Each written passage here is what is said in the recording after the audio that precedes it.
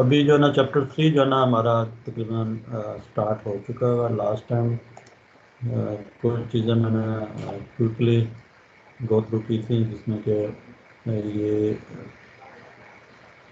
Second order system के जो poles की लोकेशन के करस्पॉन्डिंग मैंने कहा था कि जीटा क्या आना चाहिए। ठीक है, सिस्टम का जो डिके है वो कितना फास्ट होगा, वो किस चीज़ पर डिपेंड करेगा कि सिस्टम के जो पोल्स हैं वो इमेजिनरी एक्सिस से कितने क्लोज हैं। जितने क्लोज होंगे उतना जो रिस्पांस है वो स्लोली डिके करेगा। ठीक है, जो इसका स्टडी स्टेट रिस्पांस है वो स्लो होगा। ठीक है, स्टडी स्टेट रिस्पांस हमने लास्ट में बात की थी, it should be fast. System steady state पर जल्दी पहुंच जाना चाहिए। ठीक है, और जो जीटा है, जीटा की वैल्यू हमने कहा था कि इट शुड बी अराउंड 0.7।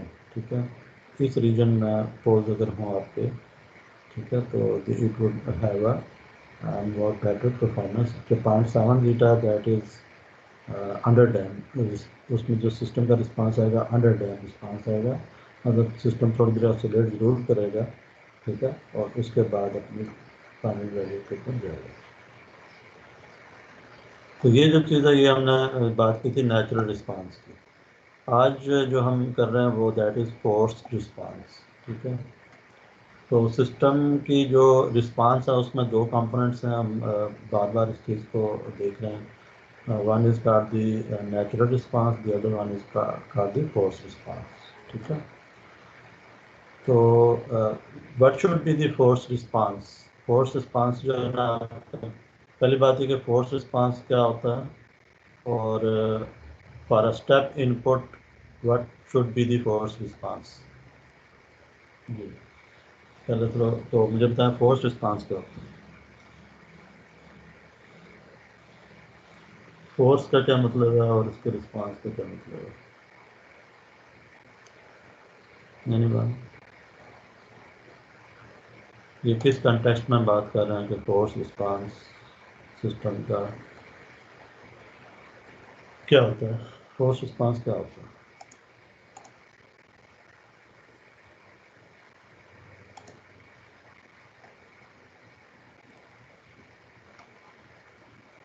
हम बात कर रहे हैं ना कि सर सिस्टम का एक के दो कंपोनेंट, सिस्टम के रिस्पांस के दो कंपोनेंट्स हैं। One is force response, the other one is natural तो रिस्पांस। सर जो नेचुरल रिस्पांस मैंने कहा था कि ये डाई डाउन कर जाता है।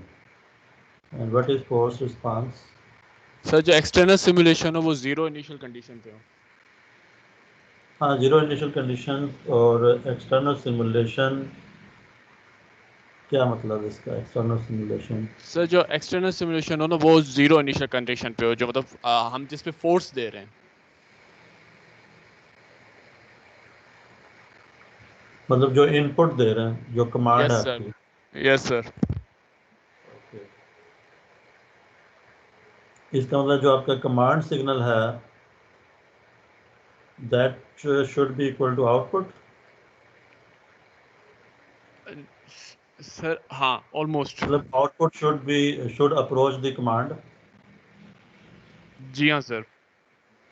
ठीक है, तो फॉर एग्जाम्पल स्टेप इनपुट है, तो स्टेप इनपुट में अगर मैं यूनिट स्टेप देता हूँ तो इसके फोर्स रिस्पांस क्या होगा फिर यूनिट स्टेप के केस में।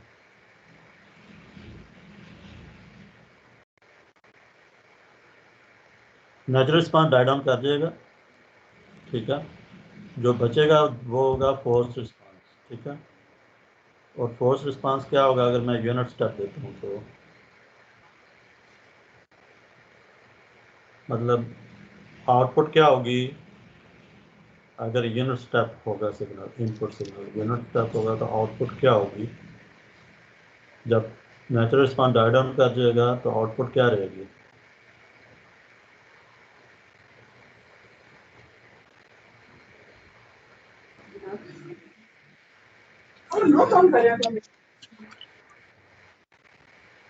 जी,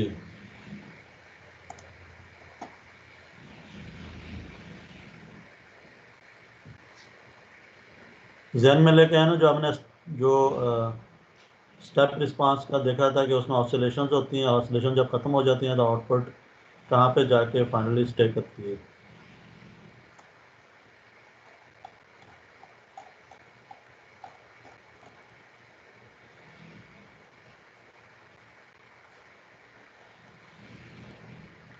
यहाँ पे चेक करें, इस फिगर पे फिगर नजर आ रही है मेरे जहाँ पे माउस है, फिगर सी।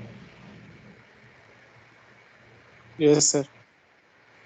इसमें मुझे बताओ कि इसका जो ये जो वेव फॉर्म आ रही है आउटपुट की वाई ऑफ टी, इसमें एक आर ऑफ टी है और एक है वाई ऑफ टी। ठीक है, इसमें जो वाई ऑफ टी है इसका नेचुरल रिस्पांस ये वाला है। ठीक है, जो कि ऑसिलेट कर रहा है। ये वाला इसका फोर्स रिस्पांस है जो कि आगे जहाँ पे ऑसिलेशन ख़त्म हो गई है और आउटपुट जो है ना एक कांस्टेंट लेवल पे अप्रोच कर रही है, कांस्टेंट लेवल पे जाके रुक गई है, कांस्टेंट लेवल उसने अचीव कर लिया। इसको कहते हैं फोर्स रिस्पांस। ठीक है, इसका मतलब है कि force response is equal to what, input. जो इनपुट थी, इनपुट एक लेवल पे थी ना, कांस्टेंट लेवल पे थ्रू आउट जीरो इंस्टेंट से लेके onward for indefinite time, input जो है ना इसका एक कांस्टेंट लेवल है और आउटपुट जो है ना वो इस कांस्टेंट लेवल पे कुछ देर के बाद पहुंच रही है, यू कैन सी। ठीक है, ओके। इसका मतलब है कि इसका जो फोर्स रिस्पांस है that would be equal to input. क्या ख्याल है? नेचुरल रिस्पांस डाई डाउन हो गया और जो इसका फोर्स रिस्पांस है वो कहाँ पे चला गया, वो कांस्टेंट हो गया और किसके इक्वल हो गया, इनपुट के इक्वल हो गया। Can you see that?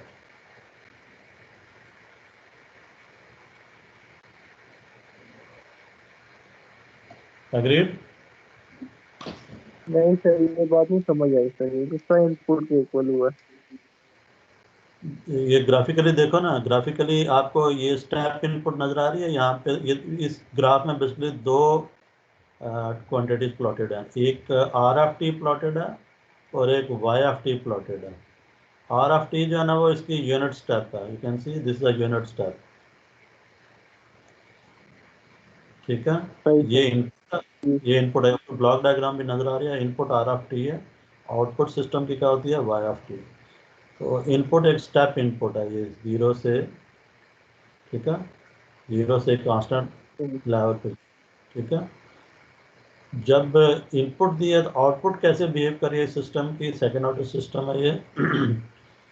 Output जो है ना वो इनपुट जब हमने अप्लाई किया तो आउटपुट इस तरह से बिहेव कर रही है सेकेंड ऑर्डर सिस्टम की, अंडर डैम रिस्पॉन्स दिखा रही है। ठीक है, इसका मैथमेटिकल एनालिसिस भी हमने लास्ट टाइम देखा था कि इसमें एक एक्सपोनेंशियल टर्म आती है जो कि टाइम के साथ साथ डिके करती है और टाइम इन्फिनिटी पे जाके एक्सपोनेंशियल टर्म जीरो हो जाती है और एंड पे क्या बचता है, वन बचता है। ठीक है ना, इक्वेशन याद है जो लास्ट टाइम डिराइव की थी हमने। तो आउटपुट जो मेरी है वो इस तरह से ऑसिलेट करने के बाद, इसके ऑसिलेशंस डाई डाउन करने के बाद इस पॉइंट के ऑनवर्ड वो कांस्टेंट हो गई है। ठीक है, वाई ऑफ टी की इक्वेशन याद करो ना, वाई ऑफ टी की इक्वेशन मैं यहाँ पे लिख देता हूँ आपके लिए।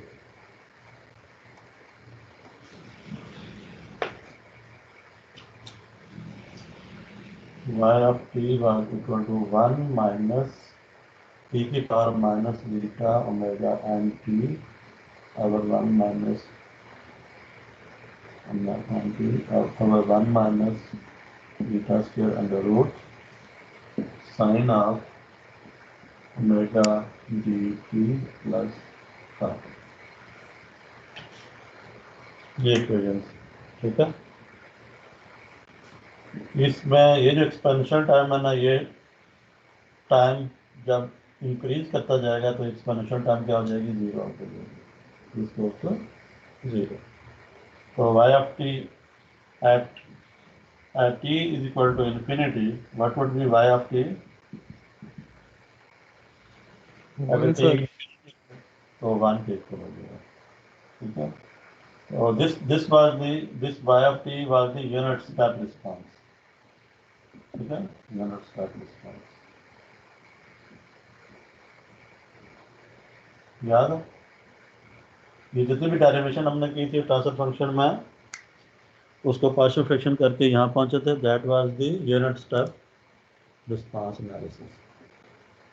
ताहा मकबूल, अब ये क्लियर है आपको कि ये स्टेडी स्टेट में as t tends to infinity output क्या हो जाएगी, 1 के इक्वल हो जाएगी। तो ये यूनिट स्टेप है। यूनिट स्टेप का एम्पलीट्यूड क्या होता है, 1 होता है।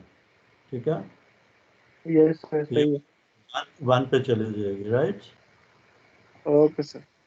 राइट, तो इसका मतलब है कि अगर मैं इन y ऑफ टी और r ऑफ टी में डिफरेंस देखूं स्टेडी स्टेट में, तो इन दोनों में क्या डिफरेंस होगा y ऑफ टी और r ऑफ टी में? जब आप स्टेडी स्टेट अचीव हो जाएगी, इन दोनों में क्या डिफरेंस होगा? डिफरेंस कितना होगा?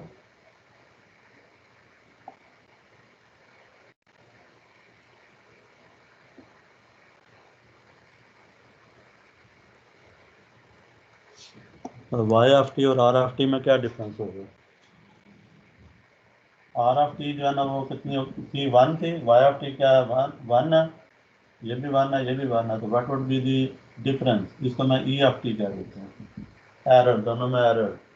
Error is r of T minus y of T. तो क्या एरर होगा? 1 माइनस 1 इक्वल टू 0। ठीक है, r ऑफ टी और y ऑफ टी दोनों जब इक्वल हो जाएंगे तो उनमें एरर क्या होगा, 0 हो जाएगा। ये ग्राफिकली भी देख सकते हैं, दोनों जब इक्वल हो गए हैं इनमें कोई एरर नहीं है। ये पॉइंट क्लियर है? Yes sir. अच्छा, कंट्रोल सिस्टम में ये जो एरर मैंने लिखा है अभी ई ऑफ टी, ये कहाँ पे होता है, ये कहाँ पे डिफाइन होता है?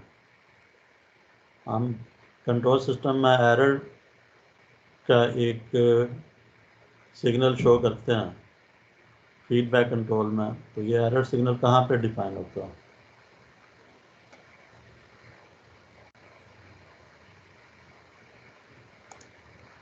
फीडबैक कंट्रोल सिस्टम, उसमें ये एरर सिग्नल कहाँ पे डिफाइन होता है? तो ब्लॉक डायग्राम जहन में लेके आओ, कहाँ पे होती है एरर? पर याद नहीं आ रहा सर।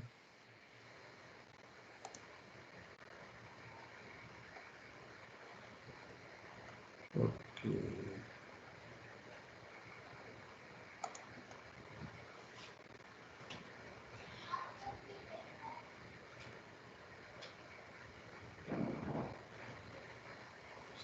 बोर्ड नजर आ रहा है ना?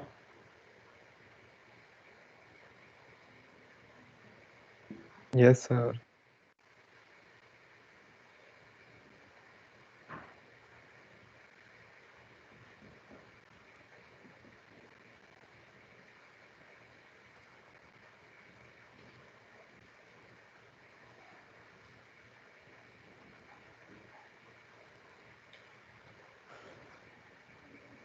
ये जो ब्लॉक डायग्राम है, this shows a negative feedback system. ठीक है, नेगेटिव फीडबैक, और इसका जो फीडबैक है दैट इज, जो उसका ट्रांसफर फंक्शन है that is unity, so it is a unity feedback system. ठीक है, यूनिटी फीडबैक सिस्टम। ठीक है, फीडबैक है तो इसका मतलब है कि ये क्लोज लूप सिस्टम है। यूनिटी का मतलब है कि जो भी आउटपुट थी वो सारी की सारी अपना इनपुट पे फीड कर दी। ठीक है, जो मैं बात कर रहा हूँ एरर की, that error is lying here, E F S को कहते हैं, ई एफ एस। ठीक है, जो भी यहाँ पे इनपुट आ रही है, आपको जो आउटपुट डिजायर्ड आउटपुट चाहिए वो आप फीडबैक कर देते हैं यहाँ पे। ठीक है, और फिर देखते हैं कि आउटपुट को, बेसिकली इसका क्या पर्पज़ है जो फीडबैक दिया है, इसका पर्पज़ ये है कि आप आउटपुट को मॉनिटर करते रहना चाह रहे हैं कि अभी मेरी आउटपुट क्या आ रही है, और इस आउटपुट को देखते हुए मेरी ये आउटपुट और ये जो इनपुट है इन दोनों में क्या फ़र्क है, और जितना फ़र्क है उसके हिसाब से फिर आप क्या करते हैं, आप इसकी जो इनपुट है जो एरर है उसको फिर आप मैनिपुलेट करके ट्रांसफर फंक्शन को अपनी इनपुट मॉड्यूलेट करते हैं। तो यहाँ पे एक चीज़ मैंने अभी मिस की है, वो ये है कि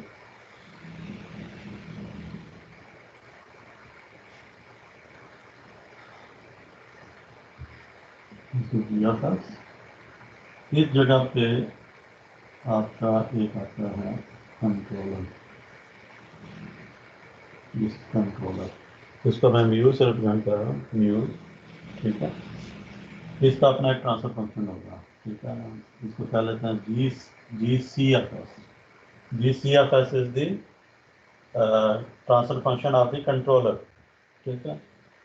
इसको मैं कहता हूँ G P F S. G P F S is the transfer function of the plant. For example ये आपकी मोटर पड़ी हुई है, उसका ट्रांसफर फंक्शन है, और यहाँ पे आपका कोई माइक्रो कंट्रोलर है या कोई भी कंट्रोलर है जो कि ना इस मोटर की स्पीड को मेंटेन करना चाह रहा है, ठीक है, डिजायर वैल्यू को, ठीक है। अगर मोटर की स्पीड कम है तो यहाँ पे जो भी एरर प्रोड्यूस होगा उसके हिसाब से ये इनपुट अपनी बढ़ा देगा, ठीक है, वोल्टेज को बढ़ा देगा ताकि मोटर की स्पीड इंक्रीज हो जाए। अगर मोटर की स्पीड बढ़ रही है डिजायर्ड वैल्यू से तो यहाँ पे एरर क्या हो जाएगा, मोटर की स्पीड इंक्रीज हो रही है तो ये एरर कम हो जाएगा, ठीक है। एरर कम होगा तो ये इसकी इनपुट को भी कम कर देगा सो दैट मोटर वापस अपनी डिजायर्ड स्पीड पे आएगी, ठीक है। तो this is the error signal, ठीक है, दिस इज एरर, ठीक है।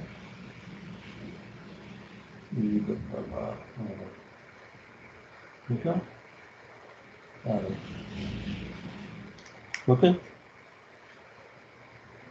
This is the error signal.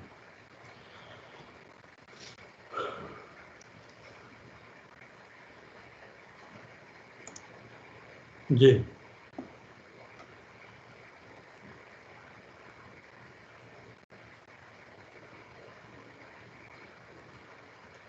ये समझ आ रही है बात?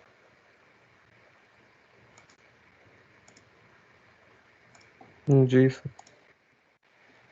तो इसका जो ये वाला जो सिग्नल है ना, that is error. That error is basically what, the command signal minus the output signal, जो कि यहाँ पे फीडबैक से आप ले रहे हैं। And this error signal would be zero if your output is following the command signal. जब जो भी आपकी इनपुट है, डिजायर्ड इनपुट, वो अगर आपकी अचीव हो रही है, जिस वैल्यू के ऊपर आपने आउटपुट को लेके जाना है, वो वैल्यू अगर आपकी अचीव हो रही है उस वक्त आपका एरर क्या हो जाएगा, जीरो हो जाएगा, ठीक है। जो कि अभी आपको ना इस वेव फॉर्म में नजर, इसमें एरर क्या है, जीरो।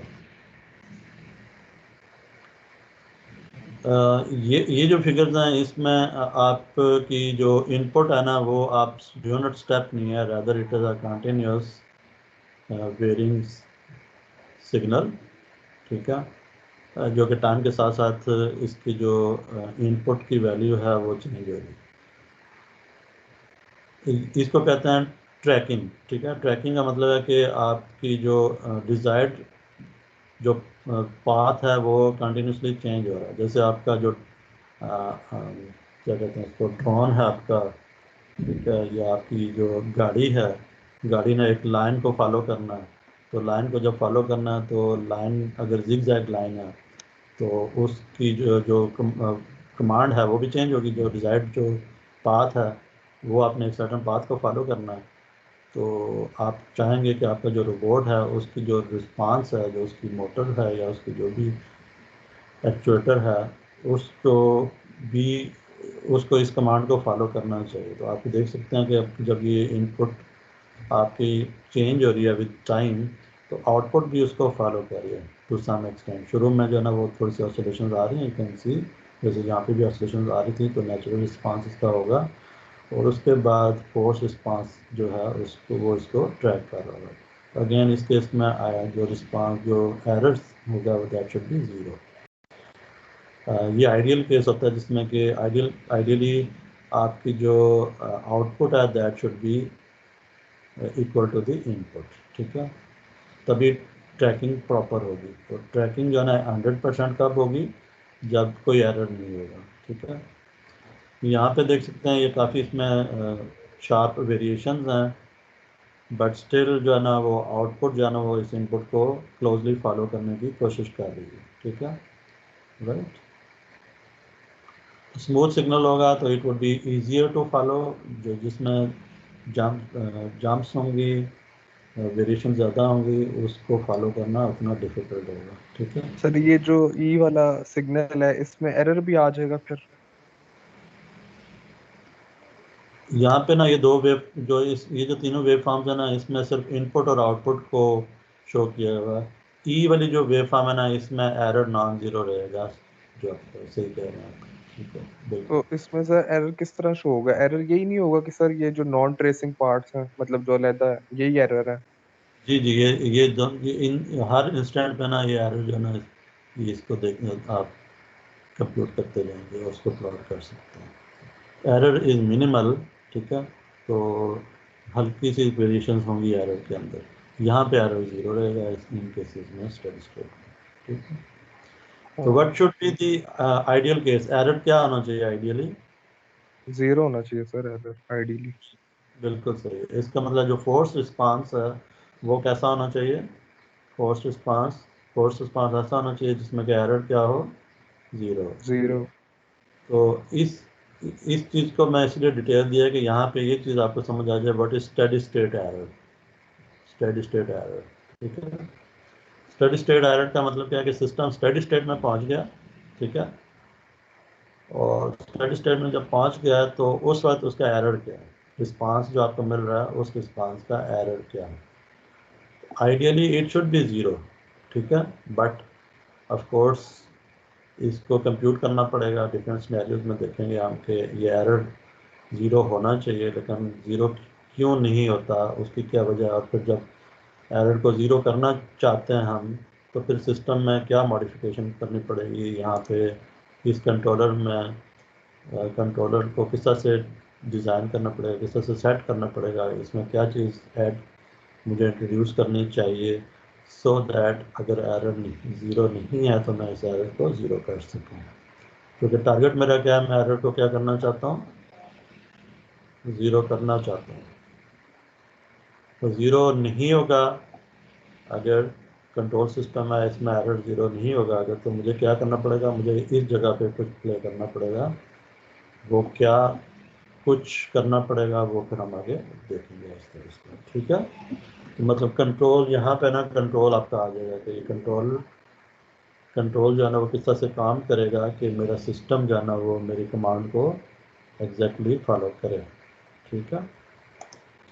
अब हमारी जो डायरेक्शन है ना वो इस तरफ जा रही है कि हम लोग ये समझना जा रहे हैं कि जो मेरी डिज़ायर्ड रिस्पांस है वो क्या है, और इसमें स्टेडी स्टेट के ऊपर मेरा रिस्पांस क्या होता है। ट्रांजिएंट्स को मैं किस तरह से मैनिपुलेट करता हूँ, वो जीटा और ओमेगा एन, और जो आपने देखा था रिलेटिव स्टेबिलिटी के साथ फोर्स की लोकेशन कहाँ रखनी चाहिए, उससे उसका नेचुरल रिस्पांस डिक्टेट होगा, उससे मैं उसको ट्यून कर सकता हूँ। और जो स्टेडी स्टेट रिस्पांस है वो अब हम देखने जा रहे हैं, ठीक है। आपने एक नाम सुना होगा पीआईडी कंट्रोलर का। पीआईडी कंट्रोलर बड़ा फेमस है, प्रोपोर्शनल इंटीग्रल और डेरिवेटिव। वो क्या है इसके लिए, कुछ आइडिया है? पीआईडी का नाम सुना है? No sir. अच्छा, किसी ने भी नहीं, बाकी जो है सुना हुआ सर। तो आपने नाम सुना होगा पीआईडी का। सर ये बेसिकली एक रेगुलेटर की तरह होता है, एक उसकी एप्लीकेशन की तरह होता है जो फ्लो को, प्रेशर को, स्पीड को, टेम्परेचर को, इन चीज़ों को कंट्रोल करने के मतलब इस उनकी पूरे प्रोसेस। डायग्राम में पीआईडी कहाँ पे लगता है? पूरी डायग्राम पीआईडी कहाँ पे होता है, कहाँ सर सिट करता है? सर ये जो आरएस के बाद जी, ये RS के बाद जहाँ पे ये म्यू लिखा है GCFS, ये yes block, sir, yes sir, यहाँ पे PID होता है, क्योंकि यस ये सर। कंट्रोलर ब्लॉक है ना, तो controller PID is a controller, ठीक है, वो यहाँ पे सेट करता है। वो बेसिकली इसकी जो रिस्पांस है ना, आउटपुट रिस्पांस, उसको ट्यून करता है कि मैं जो मेरी डिजायर्ड रिस्पांस है ना वो मुझे मिल जाए। वो एरर को ज़ीरो करना चाह रहा होता है, रिस्पांस को फास्ट करना चाह रहा होता है, जो मतलब ये दोनों काम करता है। इसका नेचुरल रिस्पांस को भी जो ट्यून करता है, और जो फोर्स रिस्पांस है उसको भी ट्यून करता है। फोर्स रिस्पांस में एरर को ज़ीरो करना चाह रहा होता है, और नेचुरल रिस्पांस में एरर को वो फास्ट करना चाह रहा होता है, ओवरशूट को जो है ना वो मिनिमाइज करना कर रहा होता है, ठीक है ना। उसमें होता ही है कि आपका एक प्रोपोर्शनल यहाँ पे पार्ट होता है, प्रोपोर्शनल पार्ट इसके स्पीड को इंक्रीज करता है। एक जो आपका इंटेग्रल पार्ट होता है वो उसके एरर को कम करता है, और जो डेरिवेटिव पार्ट है वो उसके ओवरशूट को कम करता है, ठीक है। ये अभी मैं जस्ट आपको आइडिया दे रहा हूँ, PID जो है ना वो इसका इस कोर्स का पार्ट है, और इसका फुल फ्लेज टॉपिक है, ठीक है। लेकिन आपने ध्यान में रखना है कि PID भी एक कंट्रोलर है टाइप, और वो कहाँ पे बैठता है, वो यहाँ पे होता है कंट्रोलर, PID कंट्रोलर, और उसमें तीन पार्ट्स होते हैं, प्रोपोर्शनल, इंटेग्रल और डेरिवेटिव। ओपेम्स में आपने ये PID पढ़ा होगा, क्या ख्याल है, मतलब ओपेम्स में आपने प्रोपोर्शनल, इंटीग्रेटर, डिफरेंशिएटर ये पढ़ा होगा। प्रोपोर्शनल जो आपका है, ये आपका इन्वर्टिंग एम्पलीफायर है, नॉन इन्वर्टिंग एम्पलीफायर है, they are the proportional gain multiplier, याद है। इन्वर्टिंग एम्पलीफायर का गेन होता है, एक नॉन इन्वर्टिंग का भी गेन होता है, सर्टेन गेन, आप उसका कोई भी गेन सेट कर सकते हो। तो proportional is nothing but a simple amplifier, जो आपने ADC में पढ़े हैं एम्पलीफायर, या ADP में पढ़े हैं, कि आप इस एरर को एम्पलीफाई कर दें अगर, तो that is a proportional controller, ठीक है। मतलब जो इस कंट्रोलर की जो आउटपुट होगी वो क्या होगी, GCFS into EFS would be the output, क्या ख्याल है। अगर मैं आपसे कहूँगा इस जगह की आउटपुट क्या होगी, इस जगह पे,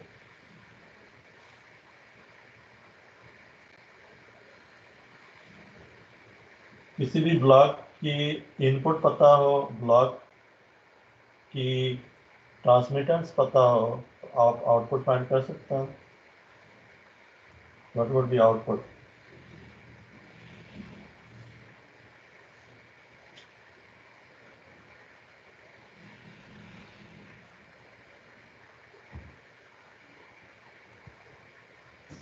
सर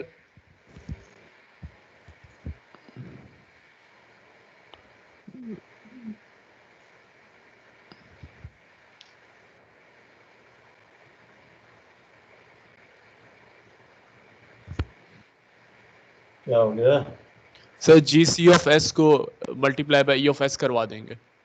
बात बिल्कुल ऐसी है, GCFS को मल्टीप्लाई कर देंगे EFS, ठीक है। अब अगर GCFS एक सिंपल एक गेन हो, जैसे वोल्टेज गेन होता है, कांस्टेंट हो, ठीक है, तो आउटपुट क्या हो जाएगी, A इंटू EFS, ठीक है। जो भी यहाँ पे सिग्नल होगा वो गेन, इतना गेन के साथ एम्पलीफायर होकर यहाँ मिल जाएगा, ठीक है। तो फॉर एग्जाम्पल ये अगर लेट से ये वाली एक मोटर है, ठीक है, तो मोटर की जो यहाँ पे सिग्नल है ना वो वोल्टेज होगी, मोटर वोल्टेज के साथ चलती है ना, राइट। अगर मैंने मोटर की स्पीड को बढ़ाना है तो मैं क्या करूँगा, यहाँ वोल्टेज इंक्रीज करूँगा। मोटर की स्पीड को कम करना है तो यहाँ वोल्टेज को क्या करूँगा, कम करूँगा, ठीक है। अगर मैंने वोल्टेज को बढ़ाना मतलब अगर मैंने स्पीड को बढ़ाना है तो मैं यहाँ वोल्टेज इंक्रीज करूँगा। तो वोल्टेज इंक्रीज कैसे होगी, मैं जो भी यहाँ सिग्नल होगा मैं उसको एम्पलीफाई करूँ, कितना एम्पलीफाई करूँ कि मेरी यहाँ वोल्टेज एक सर्टन वैल्यू पे पहुँच जाए, ताकि मोटर की स्पीड इंक्रीज हो, ठीक है। क्योंकि एरर जो आता है ना, ये वाला एरर, ये काफ़ी कम होते हैं, लो होते हैं, ठीक है। अभी आपने देखा था ना कि दोनों जब इनपुट आउटपुट और इनपुट जब एक दूसरे को ट्रैक करते हैं तो एरर क्या होता है, बहुत छोटा सा होता है, ठीक है। अभी आपने मैंने 3 ग्राफ दिखाया था ना, ABC, तो उसमें स्टडी स्टेट पे एरर, पहले 2 ग्राफ में एरर 0 था, ये टर्म 0 थी, ठीक है। और तीसरे केस में जो पार्ट ए में जो अब्दुल रहमान भी कह रहा था कि इसमें एरर थोड़ा सा होगा, तो वो एरर बहुत थोड़ा होगा। इसको मैं एम्पलीफाई करूँगा ताकि ना मैं आगे इसको किसी चीज़ को ड्राइव कर सकूँ, ठीक है। तो एरर को एम्पलीफाई भी कर सकते हैं आप, एरर को इंटीग्रेट भी कर सकते हैं, डिफरेंशिएट भी कर सकते हैं। अगर मैं इस जगह पे इंटीग्रेटर लगा दूंगा तो उसका क्या फ़र्क पड़ेगा, डिफरेंशिएटर लगाऊँ तो वो क्या फ़र्क पड़ेगा। तो ये पूरा PID आपको इंशाल्लाह हम देखेंगे later, ठीक है। अभी जस्ट मैंने जो आपको आइडिया दिया कि ये यहाँ पे PID यहाँ पे लगेगा, और PID का क्या मतलब है कि प्रोपोर्शनल कंट्रोल, इंटीग्रल कंट्रोल और डेरिवेटिव कंट्रोल। प्रोपोर्शनल जो है ना वो जस्ट एक गेन मल्टीप्लायर होता है, एंड इंटीग्रल कंट्रोल और डेरिवेटिव कंट्रोल ये हम लेटर ऑन देखेंगे कि किस तरह से काम करते हैं। और ये ओपैम्प्स में आप पढ़ भी चुके हैं, वही चीज़ जो है ना यहाँ पे अप्लाई होगी। आगे चलें। Yes sir. Okay. So now what is steady state error? Steady state error is E of S, which is equal to R of S minus Y of S. ठीक हो गया। ये इक्वेशन फंडामेंटल इक्वेशन है error की, जो कि unity feedback control system के लिए है, जो भी मैंने आपको दिखाया। इसको मैं लिख सकता हूँ R of S minus Y of S को लिख सकता हूँ मैं T of S into R of S, ठीक है। ये भी आपके पास इक्वेशन है Y of S की। मतलब वाई ऑफ एस से डिटर्मिन होता है। आई थिंक आपके पास यहाँ पे ये बना होगा,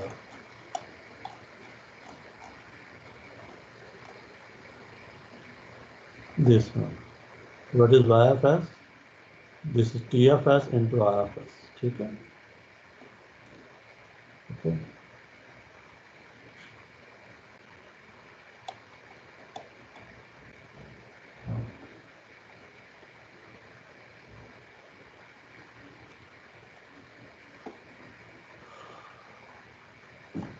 सो यहाँ पे मैं आर ऑफ एस कॉमन ले लूँ अगर, तो this would be 1 minus T of S into R of S, ठीक है।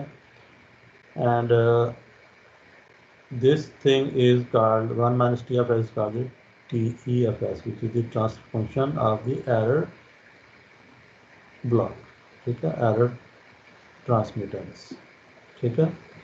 तो this is the error transmittance TEFS, okay. यहाँ पे कोई प्रॉब्लम तो नहीं आपको, ये इक्वेशन कैसे आई है? No sir. ठीक है। So this 1 minus TFS is equal to TEFS, तो TEFS is nothing but 1 minus TFS।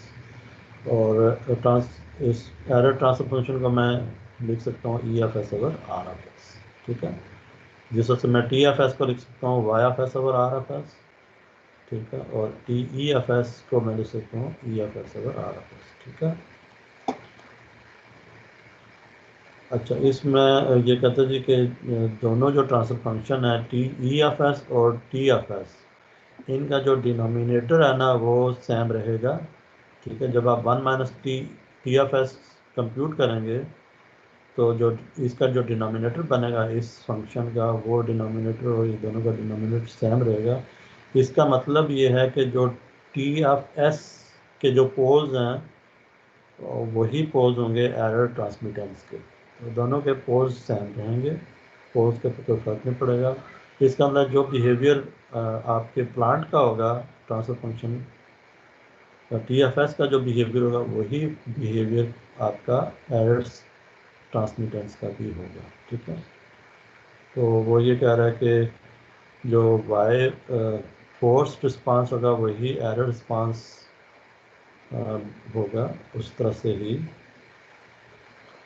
मतलब कि जो उसके पोल्स हैं वो सेम होंगे, और जो आपका एरर रिस्पांस होगा, एरर भी आपका उसमें भी दो पार्ट्स होंगे, नेचुरल रिस्पांस होगा और एक फोर्स रिस्पांस होगा एरर ट्रांसमिटेंस में भी, ठीक है। जो एरर होगा वो उसका जो स्टेडी स्टेट पार्ट होगा जिसको हम फोर्स रिस्पांस कहेंगे, that would be equal to this one, ठीक है। तो अभी हम सिर्फ फोर्स रिस्पांस में चूँकि इंटरेस्टेड हैं, ट्रांजिएंट में इंटरेस्टेड नहीं है, तो यहाँ पे इसलिए इक्वेशन में उसने साथ एक्सप्लिसिटली मेंशन किया है कि you are talking about the force response. क्योंकि एरर रिस्पांस में भी ट्रांजिएंट होगा। क्यों होगा? क्योंकि दोनों के जो ट्रांसफर फंक्शन का जो डिनोमिनेटर है वो सेम होगा। अगर डिनोमिनेटर सेम होगा तो उसमें भी जो पोल्स होंगे और जो जीरोस जो पोल्स होंगे, और उन पोल्स की वजह से आपको पता है कि उसमें डिफरेंट टर्म्स होंगी, एक्सपोनेंशियल टर्म्स, ठीक है। जब उसको लैप्लास ट्रांसफॉर्म करेंगे तो वो सारा प्रोसीजर आपने पहले किया होगा। बट जो इसका फोर्स रिस्पांस होगा, अगर मैं उससे उसकी बात करूं तो फोर्स रिस्पांस जो इसका होगा वो इस पेज से डिफाइंड है, ठीक है। ये वही इक्वेशन है जो अभी हमने एरर सिग्नल की देखी है लैप्लास डोमेन में। तो लैप्लास में आपके पास इक्वेशन जो है वो आ जाएगी, यहाँ पे मैंने मिटा दी है, बट ये वाली इक्वेशन है लैप्लास में error signal, this is the error signal in Laplace domain, ठीक है। This is the error signal in time domain, ठीक है। Now if the system output tracks a reference input well, then what would be E force of t? E force of t will be small, ठीक है। और अगर E force of t is, if it is very small and if it is zero, मतलब अगर वो exactly track कर रहा है सिस्टम को कमांड को, तो then y force would be equal to the r of t। इस इक्वेशन में आप E force of t को 0 पुट कर दें अगर आप, तो ये दोनों क्वांटिटीज क्या हो जाएंगी? इक्वल हो जाएंगी, जैसे अभी हमने यहाँ पे भी देखा था कि यहाँ पे ये दोनों जीरो हो जाएं तो R of T would be equal to Y of T, ठीक है। ये दोनों क्या हो जाएंगे? इक्वल हो जाएंगे, राइट, ठीक है।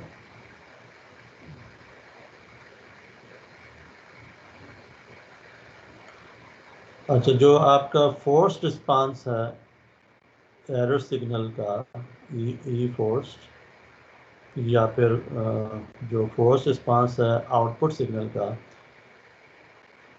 इसकी जो वैल्यू है स्टडी स्टेट के ऊपर as time tends to infinity, ठीक है। जो इसकी फाइनल वैल्यू है, जिस वैल्यू पे जाके ये अल्टीमेटली जो आपका रिस्पांस है वो स्टडी स्टेट में पहुंचेगा, that is the that can be computed using the final value theorem, ठीक है। एक चीज़ होती है इनिशियल वैल्यू थ्योरम, एक होती है फाइनल वैल्यू थ्योरम। अगर कोई मेरे पास सिस्टम की मैंने स्टडी स्टेट वैल्यू फाइंड करनी है या फाइनल वैल्यू फाइंड करनी है, तो उसके लिए जो फाइनल वैल्यू थ्योरम है I can use that to find out the final value, right. तो क्योंकि मैं फोर्स रिस्पांस जो फाइंड कर रहा हूँ, फोर्स रिस्पांस वो स्टडी स्टेट रिस्पांस फाइंड करना चाह रहा हूँ, तो स्टडी स्टेट रिस्पांस कब मिलता है? जब मेरे पास सिस्टम का ट्रांजिएंट रिस्पांस डाई डाउन कर जाता है और सिस्टम स्टडी स्टेट में पहुँच जाता है। और वो कब पहुँचता है? जब मेरा time if T tends to infinity, ठीक है। जब टाइम जो है वो काफ़ी लार्ज होता है, तो उस पर जो वैल्यू अचीव होती है that is called the steady state value, okay. आपने कोई ये इनिशियल वैल्यू थ्योरम और फाइनल वैल्यू थ्योरम स्टडी किए है आपने किसी प्रीवियस कोर्स में? बट क्या होता है इनिशियल वैल्यू थ्योरम, क्या होता है फाइनल वैल्यू थ्योरम, क्या होता है?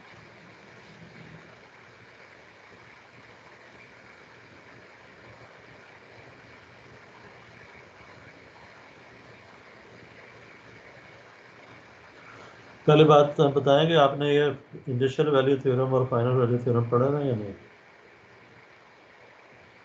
No sir. किसी ने भी नहीं पढ़ा यार? क्यों था बादशाह?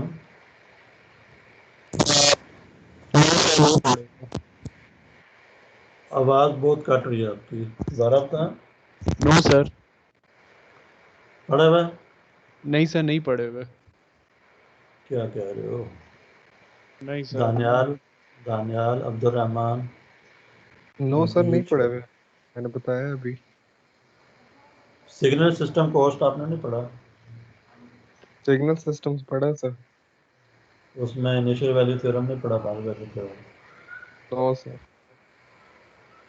झूठ मत बोलो यार, खुदा का नाम लो, ये बहुत नहीं नहीं इंपॉर्टेंट। सर, झूठ सर, किधर झूठ आ गया सर, रोजे के अंदर बैठे हुए हैं सर, झूठ किधर आ गया। कसम है यार, ये सिग्नल सिस्टम का क्रक्स होता है ये, मतलब ये तो इसके बाद तो सिग्नल सिस्टम सर कैसे जी, हमें सिग्नल सिस्टम में बस हमें दो ही चीजें बताई हैं कि एक हम फेल हो जाएंगे और दूसरा ट्रांसफर फंक्शन किस तरह का।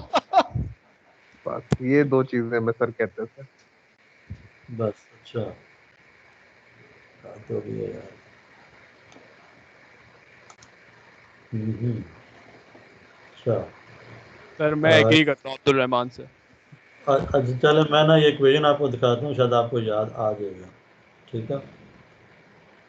किसी भी सिस्टम का अगर वो लैप्लास डोमेन में मेरे पास फंक्शन गिवन हो कोई भी, ठीक है, तो इसकी मैं वैल्यू फाइंड कर सकता हूँ। अगर मैं इसकी इनिशियल वैल्यू फाइंड करना चाह रहा हूँ टाइम डोमेन में, अगर टी इक्वल ज़ीरो के ऊपर, कि इनिशियली इस फंक्शन की क्या वैल्यू होगी टी इक्वल ज़ीरो के ऊपर, तो I can use this equation limit S tends to infinity S Y of S. ठीक है, this is called the initial value theorem. कि ये मुझे बता देगा लैप्लास डोमेन में अगर मैं सिस्टम का जो भी सिस्टम था उसमें एस की वैल्यू को इन्फिनिटी प्लग कर दूँ, if S tends to infinity. ठीक है,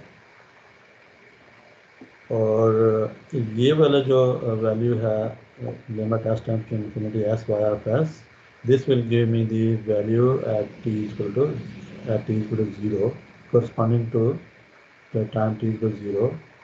इस फंक्शन की ये वैल्यू मुझे बता देगा इक्वेशन। ठीक है, दिस का इनिशियल वैल्यू थ्योरम। देखे ना, पहली बात ये कि जो मेरे पास वाई ऑफ एस है, ये वाला मेरे पास फंक्शन लैप्लास में, इसको टाइम डोमेन में कन्वर्ट कर किया हुआ हमने। ठीक है ना, वाई ऑफ एस से वाई ऑफ टी। ठीक है, सही सर। इससे टाइम डोमेन में जा सकता है ना। Yes yes sir. Time domain में एक हमारे पास एक इक्वेशन आ जाती है जिस जो कि टाइम का फंक्शन होती है। ठीक है, राइट। तो मैं इस सिग्नल की या इस क्वांटिटी की value T equal to zero पे मैं फाइंड करना चाहूँ अगर, ठीक है, कि टी इक्वल ज़ीरो के ऊपर इसकी क्या वैल्यू होगी, तो वो मैं इसको एक तरीका ये है कि मैं इसको टाइम डोमेन में ले जाऊँ और टाइम डोमेन में लेके जाने के बाद टी टी की वैल्यू ज़ीरो पुट कर दूँ तो मेरे पास उस फंक्शन की वैल्यू आ जाएगी टी इक्वल ज़ीरो के ऊपर। ठीक है, दूसरा ये तरीका है कि मैं इसको लैप्लास में ही रहना दूँ और रैदर देन मैं इसको टाइम डोमेन में ले जाऊँ, मैं एस टेंस टू इन्फिनिटी ये वैल्यू इसमें प्लग कर दूँ। ठीक है, तो मेरे पास इसके कोरस्पॉन्डिंग मुझे टी इक्वल टू ज़ीरो के ऊपर इसकी वैल्यू मिल जाएगी कि टी इक्वल ज़ीरो के ऊपर क्या वैल्यू होगी इस फंक्शन की। ठीक है, that is called the initial value theorem. ठीक है, ये कहाँ से आया, इसकी क्या डेरिवेशन है, वो अगर आप कहते तो मैं डिराइव कर देता हूँ। वैसे आई वाज एक्सपेक्टिंग कि आप ना ये सिग्नल सिस्टम के कोर्स में देख चुके हो। अगर अभी आपको कुछ याद आया कि आपने ये किया हुआ? सर कहीं नहीं देखी सर ये, बल्कि मैं तो सोच रहा हूँ हम ये सॉल्व किस तरह करेंगे। नहीं नहीं, बहुत इजी है, कोई मसला नहीं।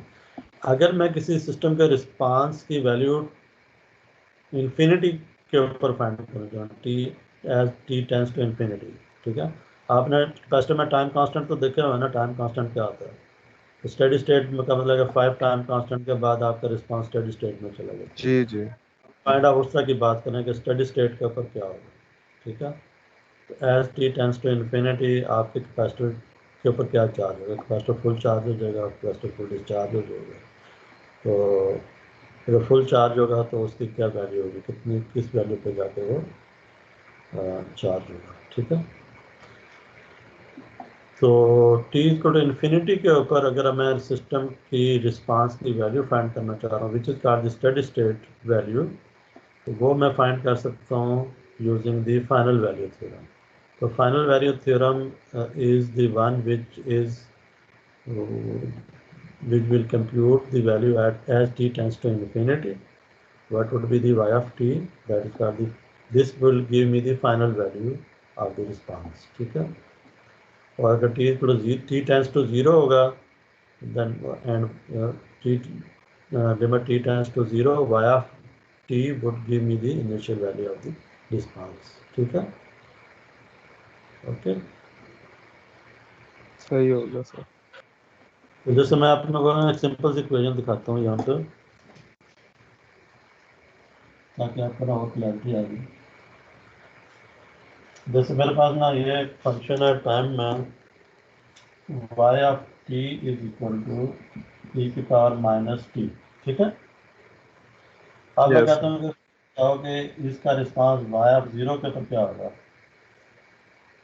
You just plug t equal to 0 in this equation, e की power minus 0 which is e की power 0 which is equal to 1, ठीक है। तो ये इसका क्या आ जाएगा, इनिशियल वैल्यू आ जाएगी इस फंक्शन की, ये इसकी सही क्या आ सर। जाएगी, ठीक है। और अगर मैं इसकी फाइनल वैल्यू देखना चाह रहा हूँ तो what I would do, I would plug t tends to infinity, ठीक है। इसके लिए मैंने क्या किया था, for t tends to 0 response would be this, ठीक है। For t tends to infinity y of infinity would be equal to what, तो t की जगह ई मैं क्या कर पावर दूंगा, इंफिनिटी, ये इन्फिनिटी प्लग कर दूंगा, ई पावर माइनस इंफिनिटी। या जगह 1 ओवर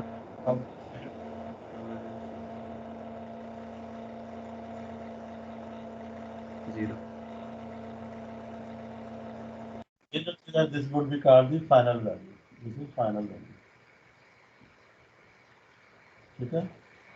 इसका प्लॉट कैसा होता है, इस फंक्शन का प्लॉट कैसा होता है, यू नो टाइम के साथ y ऑफ t का प्लॉट कैसा होगा, दोनों का ये प्लॉट ऐसे होता है, ठीक है।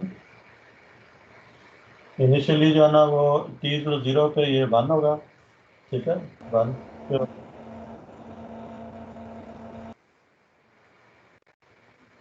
और as t tends to infinity it go to zero. 0, ठीक है, 0 पे जाएगा।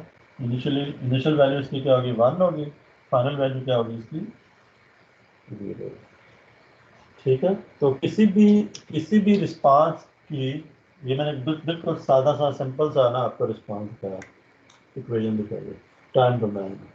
टाइम डोमेन में आपने अगर इनिशियल वैल्यू फाइंड करनी है तो क्या करना है, जस्ट टी की वैल्यू टी को क्या करना है 0 पुट करना है, तो आपको इनिशियल वैल्यू पता चल जाएगी रिस्पांस की, ठीक है। तो रिस्पांस शुरू कहाँ से होगा, ठीक है ना।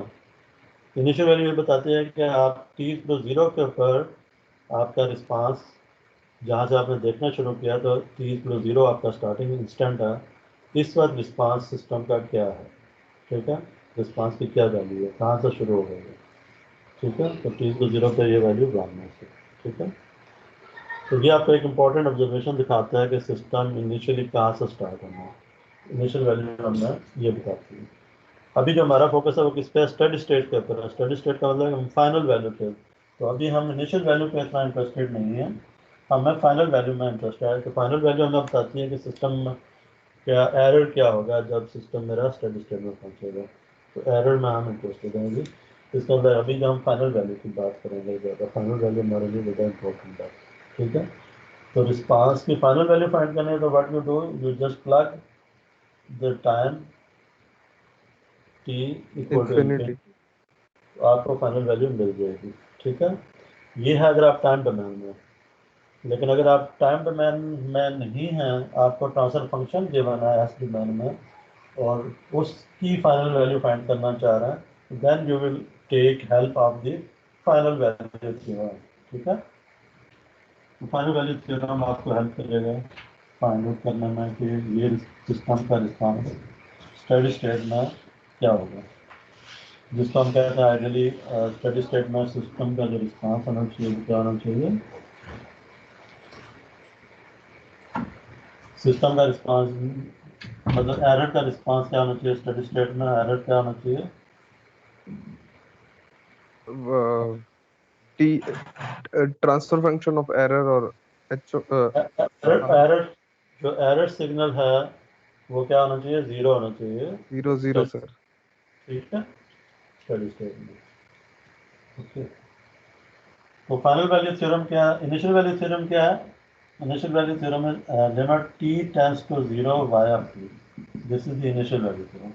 What is final value theorem, limit t tends to infinity Infinity। Via, ठीक है, ठीक है sir. And this would be equal to limit s tends to infinity s e of s। अगर s डोमेन में है तो आपके पास ये फॉर्मूला आ जाएगा, ठीक। और फाइनल वैल्यू के लिए limit s tends to 0 s e of s। ठीक है सर। डन हो गया। सर आज के लिए काफी है सर।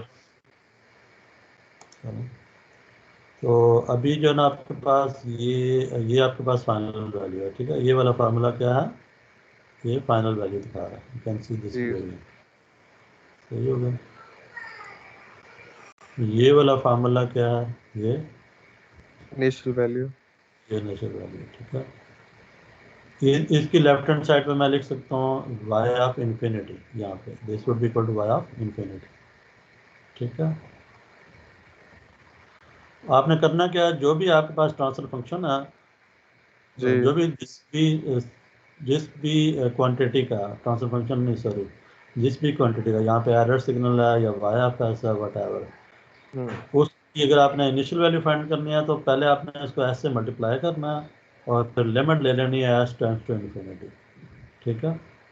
तो फॉर एग्जांपल मेरे पास ये वाला एक फंक्शन है, ठीक है, वाई ऑफ एस, इसकी मैंने इनिशियल वैल्यू फाइंड करनी है, तो मैं कैसे फाइंड करूँगा, इसको पहले मैं एस से मल्टीप्लाई कर दूँगा, ठीक है, और फिर इसके लिमिट को एस टेंड्स टू इन्फिनिटी कर लूँगा। तो कैन यू, इसकी जो वैल्यू अभी इस एग्जांपल में आ रही है दैट इज -4/3, वो कैसे आ रही है ज़रा देख लेते हैं इसको। पहले अगर इसको आपने एस से मल्टीप्लाई करें, ज़रा इस पूरी इक्वेशन को एस से मल्टीप्लाई करें, और सही। फिर ना न्यूमिनेटर से एस की पावर 4 को कॉमन ले लें, सही सर। उसके बाद डिनोमिनेटर से एस की पावर 5 को कॉमन ले लें। ठीक सर। जब न्यूमिनेटर से एस की पावर 4 को कॉमन लेंगे, एक एस आप ऑलरेडी मल्टीप्लाई कर चुके हुए हैं, तो न्यूमिनेटर में एस की पावर कितनी हो जाएगी, टोटल 5 हो जाएगी। 5 हो जाएगी। नीचे डिनोमिनेटर में अपने आपने एस की पावर 5 कॉमन ली हुई है, तो वो क्या हो जाएगी, वो भी 5 है। तो यहाँ से एक एस की पावर 5 बाहर आ जाएगी, ऊपर भी एस की पावर 5 है, तो दोनों क्या हो जाएंगे, कैंसिल आउट हो जाएंगी। जी सर। इधर एस की पावर 4 कॉमन ली तो -4 बच गया, इधर एस की पावर 5 कॉमन ली तो 3 बच गया, ठीक है। तो ये वही -4/3 आ रहा है। ये वाली सारी टर्म्स क्या हो जाएंगी, 0 हो जाएंगी। क्यों, क्योंकि जब मैं यहाँ पे एस की पावर 4 कॉमन लूँगा तो यहाँ क्या बच जाएगा, 3/s बच जाएगा, जी यस सर।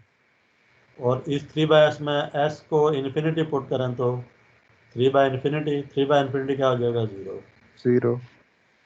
यहाँ s स्केयर की जगह पे क्या आ जाएगा, 1/s² हो जाएगा, क्योंकि s की पावर 4 कॉमन लिया,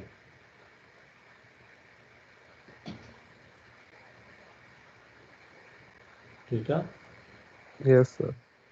1/s² जब आएगा, s की वैल्यू इन्फिनिटी पुट करें तो 1/∞ का स्क्वायर आ जाएगा, 1/∞ का स्क्वायर भी 0 होता है। यहाँ 1/s³ आ जाएगा, वो भी 0 हो जाएगा, यहाँ 1/s की पावर 4 हो जाएगी, ठीक है, वो भी क्या हो जाएगी, 0। यहाँ पे s की पावर 5 कॉमन लेंगे तो ये 3 कांस्टेंट आ जाएगा, बाकी हर एक के नीचे ना s की कोई ना कोई टर्म आ रही है, यहाँ पे s की पावर 1 आ रही है, यहाँ पे 1/s² आ रहा होगा, यहाँ पे -1/s³ आ रहा होगा, यहाँ पे 10/s की पावर 4 आ रहा होगा, यहाँ पे 10/s की पावर 5 आ रही है, ठीक है। तो finally you will get this value, ठीक है। इसका मतलब है कि इनिशियली ये सिस्टम कहाँ से स्टार्ट हो रहा है, -4/3 से स्टार्ट हो रहा है। जैसे आपने ग्राफ में देखा था इनिशियली यहाँ पे -1 से +1 से स्टार्ट हो रहा था, ठीक है। यस, समझ गया सर। हाँ, बस अब जरा ऑन। इसकी अब जरा इसकी फाइनल वैल्यू के ऊपर आते हैं। अगर ये वाला फंक्शन हो, इसकी फाइनल वैल्यू फाइंड करनी हो, तो फिर क्या करेंगे, अगेन अब s टेंड्स टू 0 करेंगे यस और इसको पहले s से मल्टीप्लाई करेंगे, ठीक यस है, और फिर लिमिट पुट कर देंगे। तो ज़रा इसको ना आप s से मल्टीप्लाई करें, पहले s से मल्टीप्लाई करेंगे तो क्या होगा, और फिर ये इसका आंसर ही आ रहा है 3/2, इसको पहले मल्टीप्लाई करेंगे। इसमें देखेंगे आपका इसमें जो डिनोमिनेटर है ना आपका, सर एस कॉमन लेंगे ना, ये एस को कॉमन लेंगे, मल्टीप्लाई क्यों करेंगे? नहीं फार्मूला है ना, ये फाइनल वैल्यू थ्योरम का फार्मूला ये है कि s into Y of S होगा। ओके सर, ठीक है। पहले आपने इस पूरे जो एक्सप्रेशन है इसको आपने s से मल्टीप्लाई करना है। जब s से मल्टीप्लाई करेंगे तो यहाँ पे s आ जाएगा। अगर तो उसके बाद आप डिनोमिनेटर में देखें तो एक s कॉमन भी ले सकते हैं आप। Yes sir. अगर s कॉमन लेंगे आप तो वो s और जो ऊपर आपने मल्टीप्लाई किया वो कैंसिल हो जाएंगे।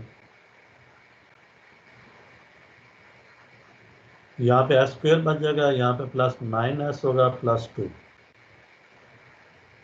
और वो s कैंसिल होगा, ये s खत्म हो जाएगा, ये s खत्म हो जाएगा, यहाँ से एक s यहाँ से खत्म हो जाएगा, यहाँ पे s² बच जाएगा, ठीक है। ऊपर वाला s भी खत्म हो गया। अब s की वैल्यू 0 पुट करें, क्योंकि फाइनल वैल्यू थ्योरम में s की वैल्यू क्या पुट करनी है, 0। तो ये यहाँ 0 पुट करेंगे, ये 0 हो जाएगी, ये 0 हो जाएगी, ये 0 हो जाएगी, ये वाली 0 हो जाएगी, ये 0 हो जाएगी, ये 2 बचेगा, दूसरी ऊपर 3 बचेगा, नीचे 2 बचेगा, तो दिस विल बी 3/2, ठीक है। बात क्लियर होगी? Yes sir. चला तो इस तरह से ना आप इनिशियल वैल्यू और फाइनल वैल्यू थ्योरम लगा के किसी भी सिस्टम की एस डोमेन के अंदर बता सकते हैं कि सिस्टम की final value steady state value क्या होगी। तो इस सिस्टम की जो स्टेडी स्टेट वैल्यू है वो क्या है, 3/2, ठीक है, steady state value. Okay,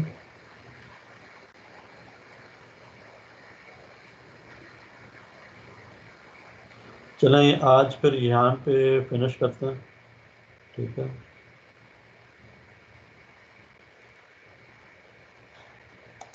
okay sir. ठीक, इसको ना आप लास्ट टाइम जो मैंने ड्रिल प्रॉब्लम दिए थे वो किसी ने परफॉर्म सॉल्व करने की कोशिश की है?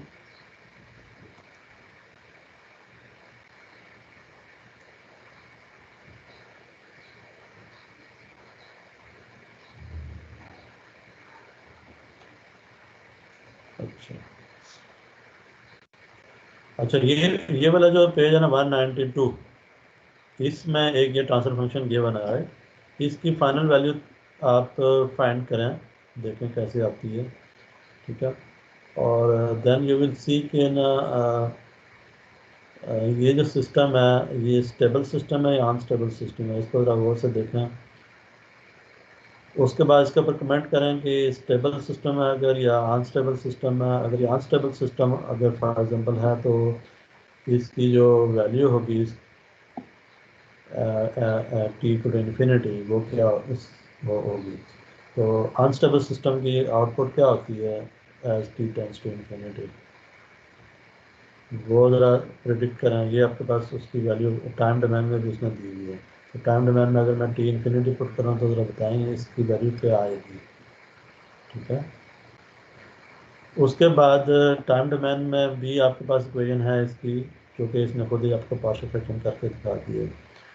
और साथ ही जो ओरिजिनली यहाँ पे गिवन थी वाई ऑफ एस, इसके ऊपर आप फाइनल वैल्यू थ्योरम भी लगा के देखें तो यहाँ पे देखेंगे आपको ना यहाँ पे कुछ कंट्राडिक्शन मिलेगा। एक केस में वो ये कहेगा कि इसकी फाइनल वैल्यू तो इनफाइनाइट होगी, ठीक है। लेकिन जब आप उसको फाइनल वैल्यू थ्योरम लगाते हैं तो उसकी वैल्यू तो यहाँ पे कुछ फाइनाइट वैल्यू आ रही है। तो यहाँ पे एक जो हमने क्लियर करनी है, जो चीज़ नोट करनी है कि final value theorem will only give me the correct answer if this system is stable system। अगर सिस्टम मेरा अनस्टेबल होगा तो जो फाइनल वैल्यू मुझे मिलेगी using final value theorem, that would not be a correct value. ठीक है ना, वो मुझे मिसलीड करेगी। ठीक है, तो ये जो वैल्यू है ना, ये आपकी ट्रू वैल्यू नहीं होगी। ये फाइनल वैल्यू थ्योरम मतलब अनस्टेबल सिस्टम पे नहीं लगता। अगर अनस्टेबल सिस्टम पे लगाएंगे तो रिजल्ट तो आपका हो सकता है आ भी जाए, लेकिन वो वैल्यू जो जो रिजल्ट आएगा वो आपको मिसलीड करेगा। That would not be the true final value. The true final value for unstable system is infinite. ठीक है, that would not be finite. You can see this does not have a finite final value because of this term, e to the power plus t term। तो उसके लिए वो कहते हैं जी कि आप पहले ना क्या करें, कहीं पे भी आपने फाइनल वैल्यू फाइंड करनी है तो पहले देख लें कि सिस्टम आपका स्टेबल है या नहीं। अगर मैं आपसे पूछूं कि मुझे बताएं कि ये सिस्टम स्टेबल है या नहीं, तो इसकी स्टेबिलिटी चेक कर सकते हैं आप using any technique that you have learned so फार।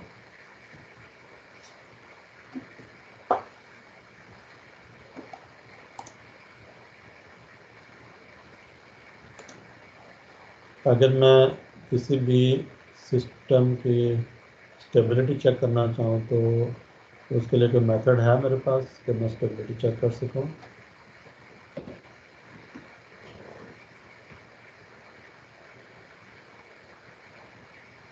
और फाइनल वैल्यू से देखना।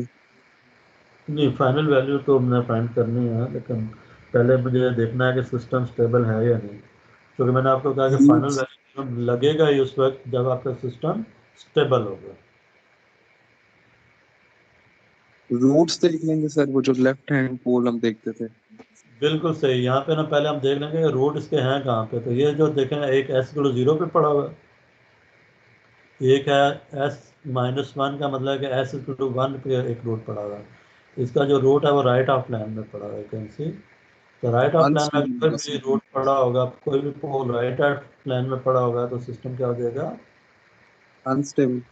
अनस्टेबल। तो पोल्स की लोकेशन को देख के ही बता सकते हैं कि सिस्टम स्टेबल है या अनस्टेबल। तो this is unstable system. Unstable system पे आप कभी भी फाइनल वैल्यू थ्योरम नहीं लगाएंगे। ठीक है, राइट। दूसरा तरीका ये है कि अगर लेट से आपको पोल्स नहीं पता, पोल्स अगर आपको एक्सप्लिसिटली नहीं नज़र आ रहे, तो फिर आपने इसकी स्टेबिलिटी चेक करनी है तो you can use Routh Hurwitz stability criteria. तो एक रो थेरे बना के ना उसकी स्टेबिलिटी आप चेक कर सकते हैं। उसमें अगर फर्स्ट कॉलम में कोई नेगेटिव साइन आ रहे हैं, ठीक है, ठीक है, साइन चेंजेस हो रही हैं अगर, तो साइन चेंजेस का मतलब है कि इसके रूट्स कहाँ पे हैं, राइट ऑफ प्लेन में। अगर राइट ऑफ प्लेन में तो सिस्टम क्या होगा, अनस्टेबल सिस्टम होगा। ठीक है, तो पहले आपने किसी भी लेट से ये मेरे पास गिवन थी एक्सप्रेशन, ठीक है, वाई ऑफ एस। तो मैं आपसे पूछता हूँ कि भाई बताएं इसकी फाइनल वैल्यू क्या होगी। तो आप डायरेक्टली यहाँ पे limit S tends to 0 Y of S नहीं कंप्यूट करेंगे, पहले चेक करेंगे कि सिस्टम ये स्टेबल है भी है नहीं। अगर सिस्टम स्टेबल है तो फिर तो आप उसको ये लिमिट पुट करके ना फाइनल वैल्यू मुझे बता देंगे। लेकिन अगर सिस्टम ही अनस्टेबल है तो फिर आप कहेंगे कि सर इसमें तो इस सिस्टम में अनस्टेबल है, इसकी फाइनल वैल्यू हम इस थ्योरम से नहीं बता सकते। ठीक हो गया।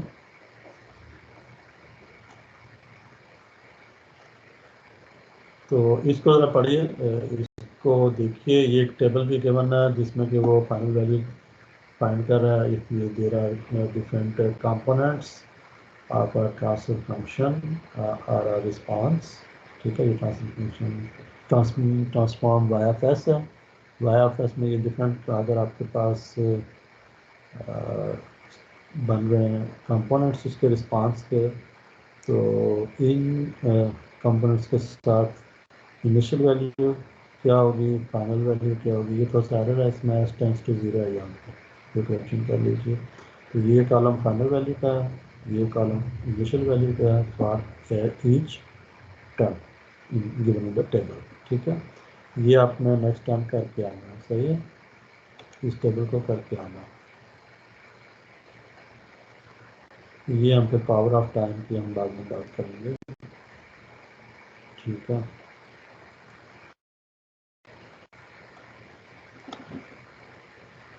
और उसके बाद जो टॉपिक्स हैं, सिस्टम टाइप नंबर, वो क्या होता है,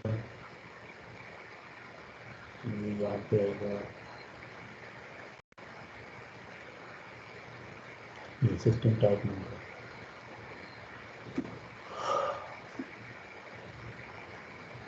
इसको नेक्स्ट टाइम देखेंगे, राइट।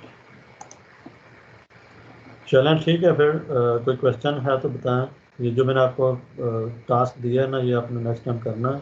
जो ड्रिल प्रॉब्लम है वो मैंने आपको सेटलिंग टाइम वगैरह का कहा था, पीक ओवर शूट वगैरह और राइज टाइम, पीक टाइम, तो वो वाले ड्रिल प्रॉब्लम करना है। फिर आपने ये जो सेक्शंस हैं जो आपने हाईलाइट किए हैं वो आपने नेक्स्ट टाइम करके आना है। एक पूरा वीक होगा आपको, मैं देखता हूँ कोई असाइनमेंट अगर बन सकती है तो वो मैं आपको असाइनमेंट भी दे देता हूँ ताकि आप प्रैक्टिस कर लें।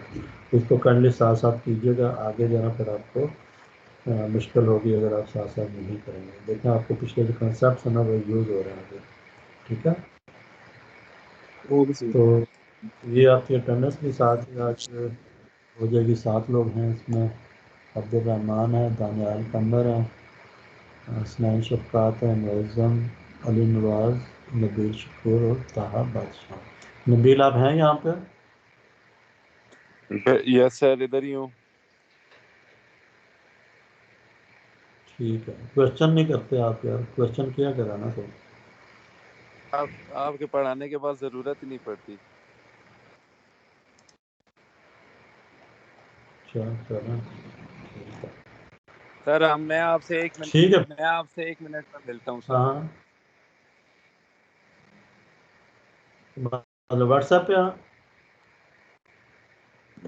जी सर, व्हाट्सएप पे कहते हैं तो आपको दीदार करा देते, कोई मसला नहीं। अच्छा अच्छा, ठीक है ज़रूर। Okay sir. अभी मीटिंग में क्विट कर दूं? Okay sir.